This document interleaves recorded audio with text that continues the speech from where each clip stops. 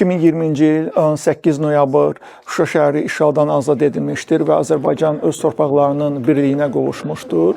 Ali Baş Komandan İlham Əliyevin əmri ilə 8 noyabr Zəfər günü kimi qeyd olunur və biz bugün New Yorkda Zəfər gününə həsr edilmiş şahmat turniri keçiririk. Turnirin məqsədi 2-ci Qarabağ müharibəsində həlak olmuş şəhidlərimizi anmaq və bu günü gələcək nəsillərə ötürməkdir.